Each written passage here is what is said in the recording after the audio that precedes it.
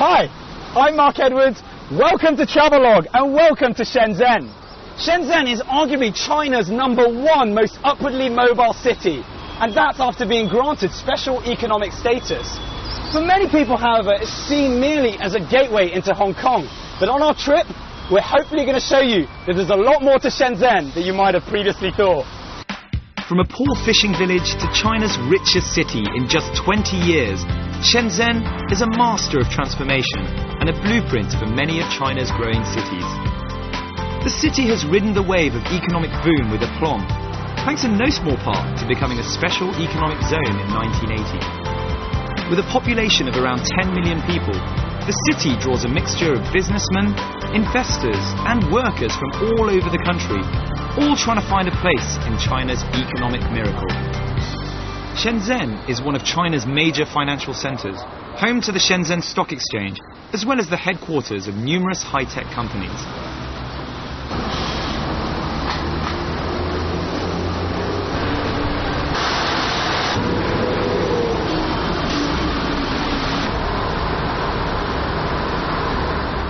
So you'll find that in Shenzhen they have these pedestrian walkways, so where people walk here on this side and people use bicycles here, which is why, one of the reasons why people in Shenzhen drive so fast, and there are a lot of these underground passageways rather than zebra crossings.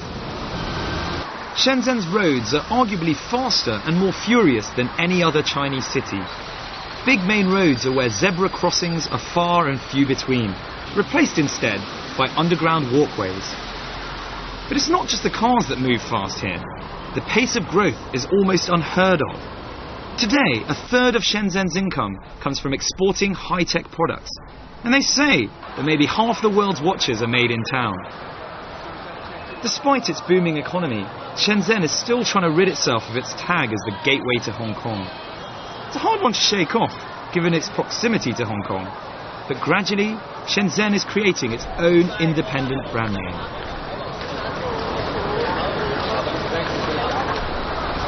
So, for those of you who've never come to China, you're going to need a visa to get here. And for those of you who have been here, you'll know that visa renewals can be done in Hong Kong at the Special Administrative Region of China, that is Hong Kong. And the most effective and probably cost-effective way of doing it is to fly directly to Shenzhen, because you can just walk over the border rather than paying the huge taxes at the Hong Kong airport.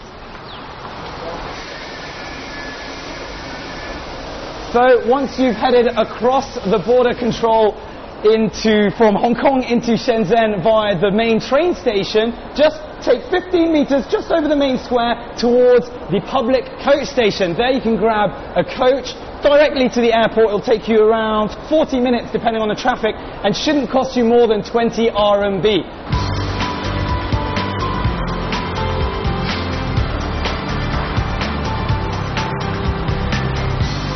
The good news is that the Shenzhen-Hong Kong pass have become more accessible at all times of the day.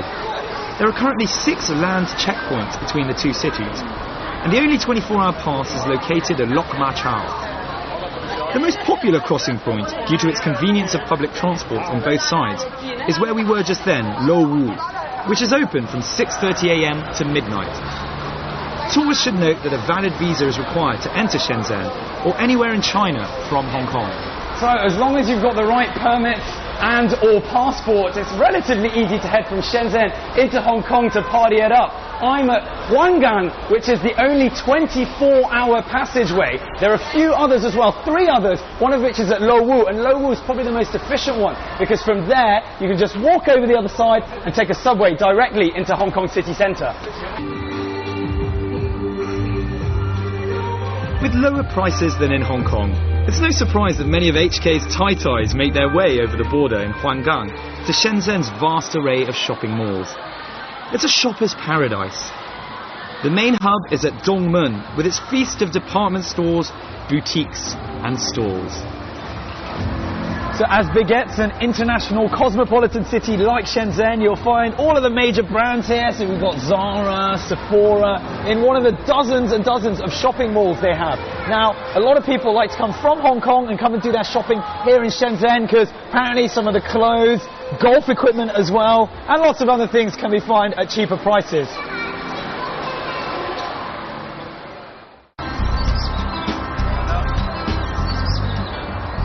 birds. Hey, birds. However, as we all know, shopping is a gift for half of us and a burden for the other half. But we can all agree that a romantic stroll makes everyone happy, especially in surroundings like the Mangrove Nature Reserve. Located in Shenzhen Bay on the west side of the city, it's a state-level bird sanctuary, as well as a habitat and rest site for migratory birds along the East Asia-Australasia flyway. Apparently, there are around 180 kinds of birds here, and over 20 are rare species under national and international protection. So I've headed down to the Mangrove Nature Reserve, which is just off the Binghai Highway, and it's a lovely place to come at the weekends where you can get some sea breeze and just stroll around. And for those of you who are into that, there's some great bird watching spots along here. I'm more into people watching, so I'm going to head this way. It's hard to imagine this peaceful haven is just a stone's throw away from the city centre, hence the crowds on the weekends. It's a hotspot for couples and families who all gather here to stroll and picnic. Interestingly, the Mangrove Nature Reserve is the smallest of China's state-level nature reserve areas, and the bird watching, if that's your thing, really is legendary. But if you're not into birds of the avian category, the park still provides fantastic coconut palm-shaded walks and views to die for across Shenzhen Bay.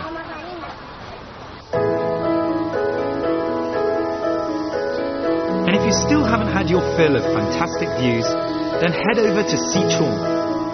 It's a scenic spot in the Longgang district of Shenzhen, located in the southern part of the Dapeng Peninsula and facing the South China Sea. Isolated beaches and great hiking trails are the catch here.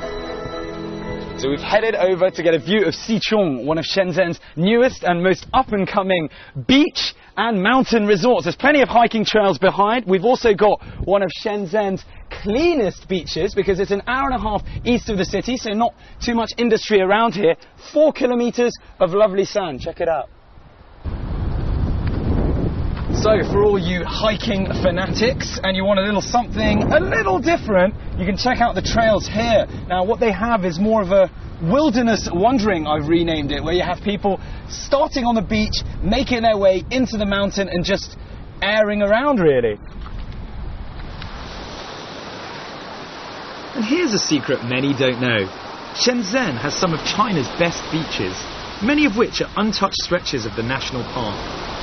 In 2006, Chinese Geographic magazine named the Dapeng Peninsula, where most of Shenzhen's beaches are situated, as one of China's top 10 most scenic coastlines. However, beaches like Dameishan and Xiaomeishan are often crowded with locals and tourists, which is what makes the stretch at Sichuan so refreshing. It's tranquil and offers a cleaner dip in the water, being more secluded.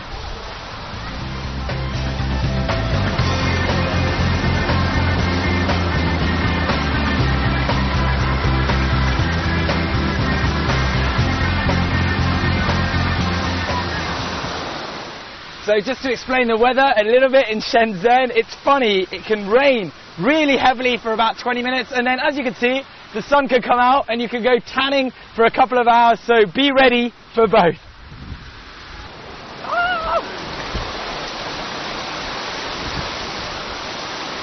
I don't want to get too wet. Possibly an odd thing to be renowned for considering its economic fame, but Shenzhen in times gone by was better known amongst domestic tourists for high-quality theme parks. Oh yes, it's theme park time. So got my ticket at the OCT East. It costs 150 kwai for 1 day or 220 kwai for 2 days, and you can come in and out as you please. Let's go inside and have a look. Set over 9 square kilometres of lush green hills and freshwater lakes, the OCT East Eco Resort is just 30 kilometres from the Shenzhen city centre. It's also much more than just a theme park. It's an all-encompassing life experience, a fairground of rides, culture, sport and food. So I managed to pick up my pretty funky raincoat, check it. 10 kwai. I guess it's a bit of a bargain. It's still raining, hopefully the weather will clear up in the next hour or so.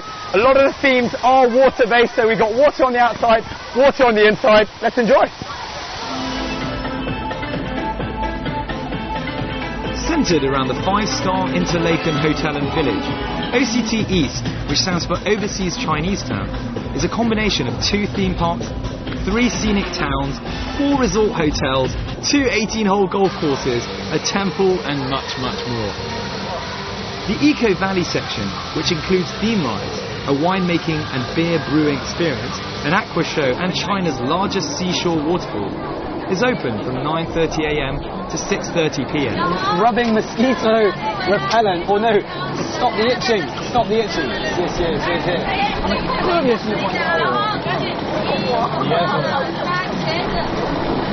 Watch out for the mozzies. Watch out for the mozzies. So there are 2 ways of getting up the hill. This backward carriage up here, if not the gondolas and the cable cars on the left. I do prefer the outdoors this way.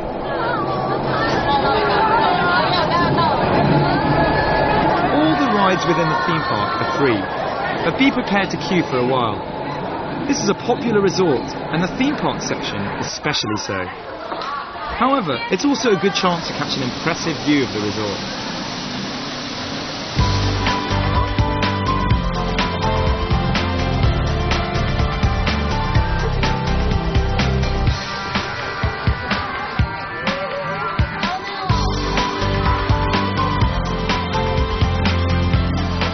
The best time to visit Shenzhen is October to December, when the weather is pleasantly cool. At other times of the year, be equipped for a mix of sunshine, heavy downpours and fog. You can probably hear the screens behind me. Now once you get to the top of the hill, there's basically fantastic panoramic views. But on top of that, there's a ride called the Cliff Booster. Now I think I'm going to go head onto the cliff and boost myself and hopefully scream a bit less than those people there.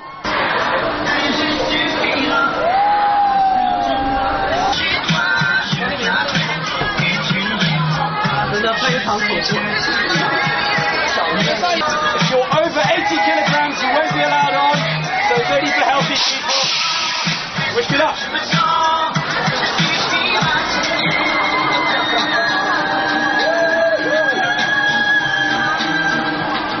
The thing you should remember is that as much fun as the rides are, the OCT East is much more than just a theme park. It's an all-encompassing life experience, a fairground of rides, culture, sport and food. That said, this was awesome.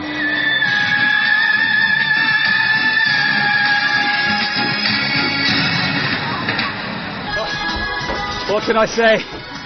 Okay, the worst or the best bit about that... Hold on, wait, that's not me shaking, that's you. The best bit about that, or the worst, is that you're at the top and they just make you wait there for what feels like about a lifetime, and you're just looking over the top. I thought the clouds could hide some of the ground, but soon the clouds dispersed. The girl next to me was screaming the whole way. A couple of girlish screams for me too, but really worth it. Come to the Cliff Booster. Come to the Cliff Booster.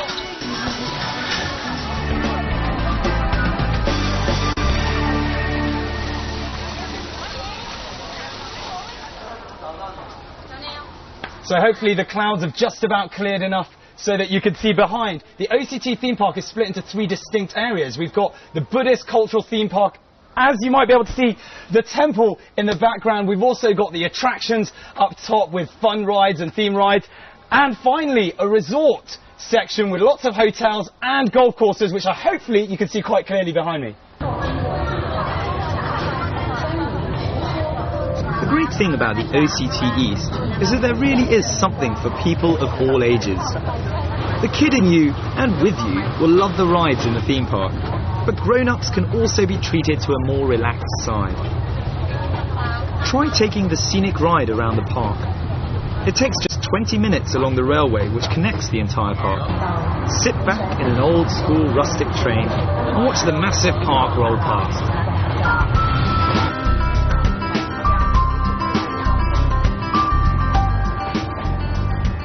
Shenzhen, the more the merrier. Most cities have enough fun with just one theme park, but the industry is so developed in Shenzhen that it boasts at least half a dozen, with new ones sprouting up all the time. Like Disneyland franchises all over the world, no self-respecting blockbuster theme park is complete without a set of hotels to ensure you spend as much time as possible in the park. OCT East is no different. Thought we'd take a quick break in Interlaken, one of the themed areas within the OCT. This is where all the hotels are, so they go from 3-star all the way to 5-star. And they've taken on a Swiss architectural theme. So all around us we've got very European vibe. It's very relaxed, even though it's raining outside. Everyone's just chilling. The 5-star Interlaken Hotel, overlooking Lake Interlaken, is surrounded by its namesake village with quaint gingerbread houses and shops. You'll also find street parades, a huge indoor theatre, golf courses, as well as China's largest indoor and outdoor mineral spring spa. So as relaxing as it is out here, show you around inside. Come on. This is what a 5-star room looks like in this part of town. We have lovely flat screen television on this side. Couple of lovely beds. Now a room like this retails at 2,000 kwai minimum. And if you come around here, as you can see, we've got separate bath, separate shower in its own room, and a separate toilet around there. Clearly I can't even afford to be here, so I'm out.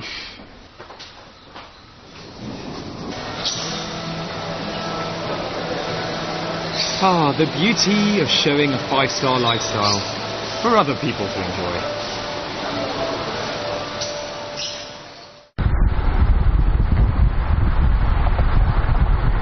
Time to head back into town and to the west of the city, where you can find the older and arguably more established theme parks. As a tip, if you didn't have time / totally forgot to pick up your Shenzhen information brochures at the airport, then there's a very useful office situated right in the window of the world. So, picked up my little guides at the Shenzhen Tourism Information Center. So we've got everything to do: sightseeing, transportation, hotels, where to eat. And this is at the view, come with me, of the world. And you could probably guess what this is about if you come into the center. It is, of course, a theme park that's based around the most famous attractions in the world, the most famous landmarks. Behind me you have, can you just about spot it, the Eiffel Tower, ladies and gentlemen, for a lovely recreation. And if you swing around this way, we've got the pyramid outside the Louvre. We've even got a recreation of the hotel of the Venetian in Las Vegas.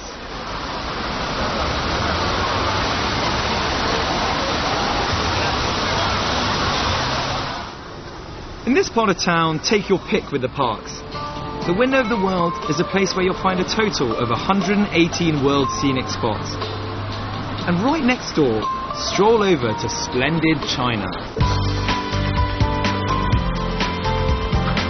Here you'll be able to take in miniature versions of some of China's most treasured landmarks, all united together in one theme park.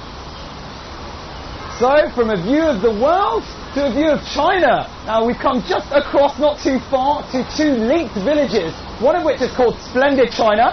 This is what you can see around me, where it has lots of recreations of some of China's most famous tourist sites, such as the Great Wall, which I'm just relaxing on right now. And the other one is called the China Folk Culture Village, where you can find lots and lots of performances and shows to do with the ethnic minorities in the country. And you can just have your best Godzilla impression all over the place. So the park's open from 9 AM to 9 PM, and the tickets will cost you 120 RMB. Now, if we get to see, here we go, one of my favourite little places in the world. You get to see also Tingsha. You'll get to see all these kind of recreations. Look at this, it's the Bishu Shanzhuang in Chengde, the old summer palace, which in real life is twice as big as the actual summer palace in Beijing.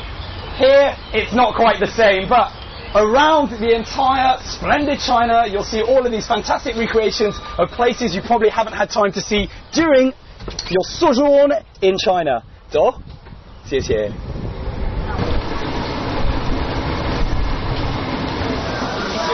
这是我们中央电视台，大家看到了吗？CCTV 啊，我。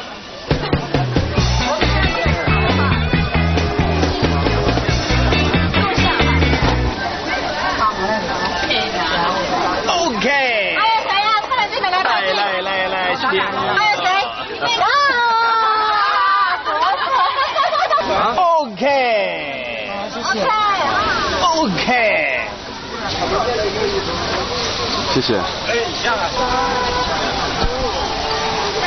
I really don't think anybody would actually want. This is probably the least popular type of thing for me. Is an outline of my face. Awful. I should have changed my facial features. Okay. 哇，你那么快。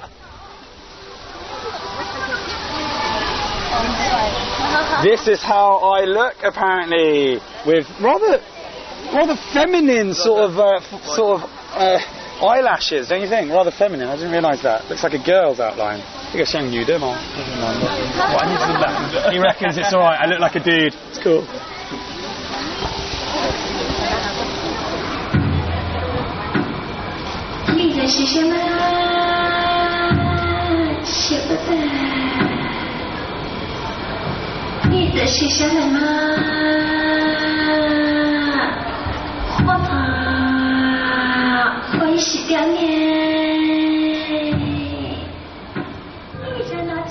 Enough of the outdoors. It's time to head to one of the hottest shows in town, which takes place in an amphitheatre at the China Folk Culture Village, right next door to splendid China. It takes place every night at 7 p.m. and costs you a little extra, but it's definitely worth it. Just drop 30 RMB for the privilege. Now, I don't want to ruin the surprise, but you'll see that it's definitely worth the cash.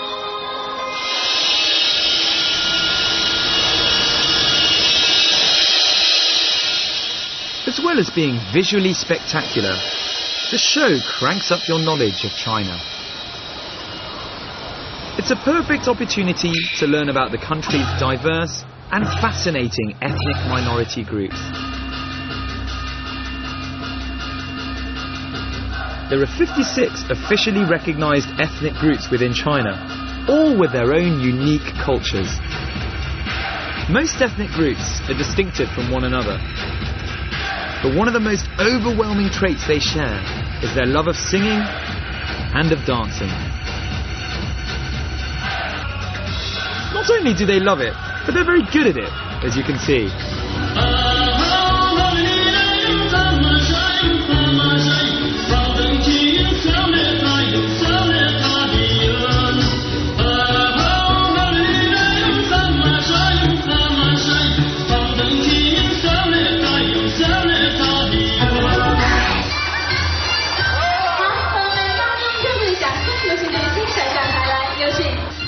And here's a chance for you to take the spotlight. In this production, everybody has a chance to go on stage. You just need to sit strategically in the front row. Can I add that this really wasn't a setup and I happened to be picked out randomly? Just remember to give the ladies the eye. This was actually a very relevant move given the overall theme of many of these dances. Love. Love is in the air at the show, and here you don't need to speak the ethnic dialects to understand what's going on. So whether you're a hopeless romantic, a budding Romeo or a love Scrooge, don't miss your chance to learn about these fascinating cultures.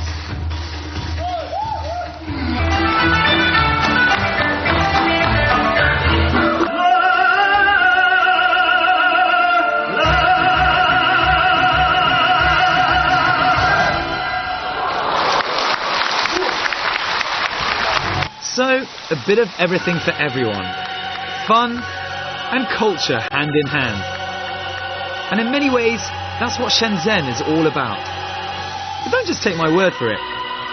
Come and try for yourself.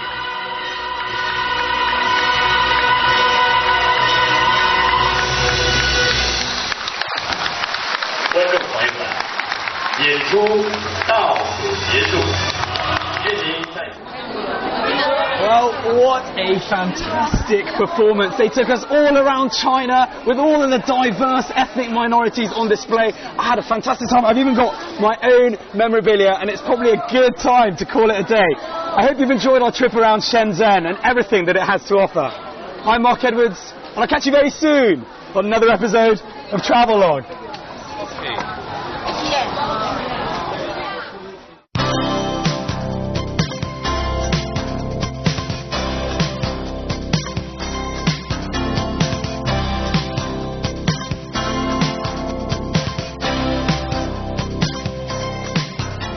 Welcome to Travelogue and welcome to Shenzhen. Shenzhen is arguably China's #1 most upwardly mobile city, and that's after being granted special economic status. For many people, however, it's seen merely as a gateway into Hong Kong, but on our trip, we're hopefully going to show you that there's a lot more to Shenzhen than you might have previously thought. From a poor fishing village to China's richest city in just 20 years, Shenzhen is a master of transformation and a blueprint for many of China's growing cities. The city has ridden the wave of economic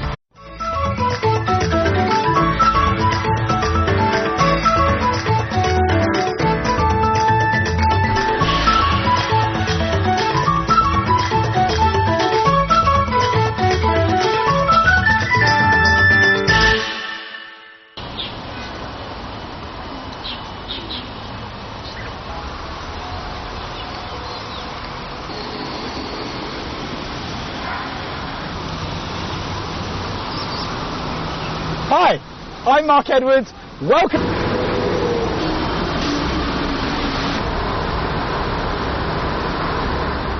So you'll find that in Shenzhen they have these pedestrian walkways, so where people walk here on this side and people use bicycles here, which is why, one of the reasons why people in Shenzhen drive so fast, and there are a lot of these underground passageways rather than zebra crossings. Shenzhen's roads are arguably faster and more furious than any other Chinese city. Big main roads are where zebra crossings are far and few between, replaced instead with aplomb, thanks in no small part to becoming a special economic zone in 1980. With a population of around 10 million people, the city draws a mixture of businessmen, investors and workers from all over the country, all trying to find a place in China's economic miracle. Shenzhen is one of China's major financial centres, home to the Shenzhen Stock Exchange, as well as the headquarters of numerous high-tech companies.